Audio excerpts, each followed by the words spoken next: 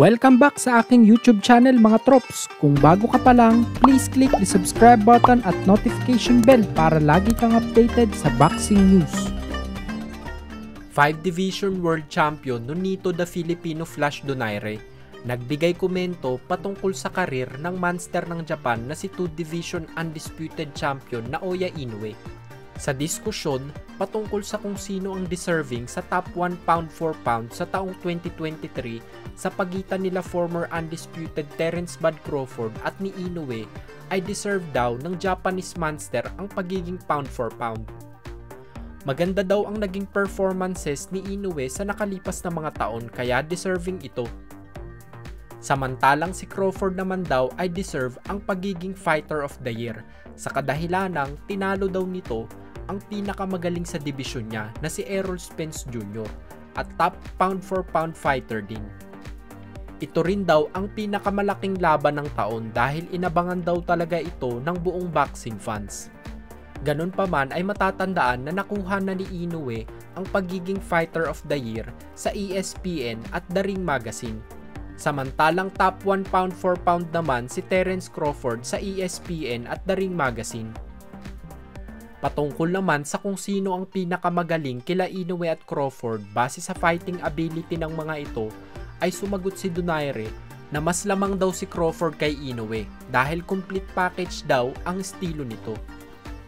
Naniniwala naman ang ating Filipino Flash na kayang umakyat ni Inoue hanggang sa 130 pound super featherweight division. Matatandaan na hanggang 126 pound division lang lumaban si Donaire at ayon dito ay mas compact at mas malaki si Inoue sa kanya.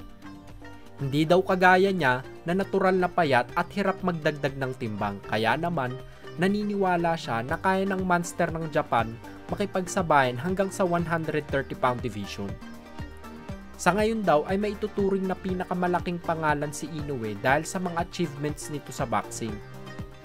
Natanong din si Donaire kung si Inoue na ba ang pinakamagaling niyang nakalaban sa buong boxing career at sumagot ito na oo.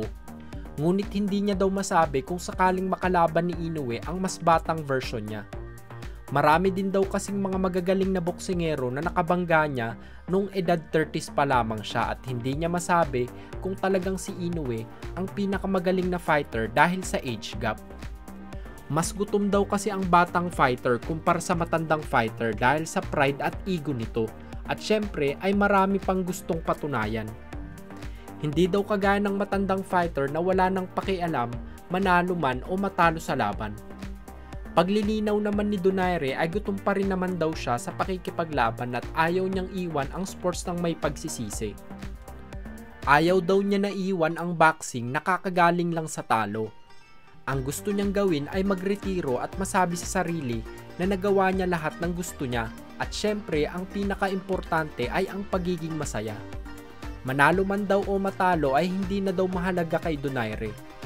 Ang importante daw ay maging masaya siya sa magiging performances niya sa mga huli niyang magiging laban. Kung papipiliin naman si Donaire kung sino ang gusto niyang huling makalaban sa kanyang boxing career, ay pinili nito si Roman Chocolatito Gonzalez. Legend versus legend daw ito kung nagkataon. Kung sakaling hindi naman daw pumalag si Chocolatito, ay si Takuma Inoue ang target nito. Para sa kanya ay gusto pa niyang umisa kay Naoya Inoue at sa tingin niya ay ang kapatid nitong si Takuma ang susi para makalaban ulit ang monster ng Japan. Sa tingin niyo mga trops, may ibubuga pa ba ang ating future legend na si Nonito Donaire Jr. sa mga kampiyon ngayon sa boxing? Comment nyo lang ang sagot nyo sa baba. Kung nagustuhan nyo ang balita na yun mga trops, bigyan nyo naman ako ng isang suntok sa like button dyan. Yun lamang po at maraming salamat.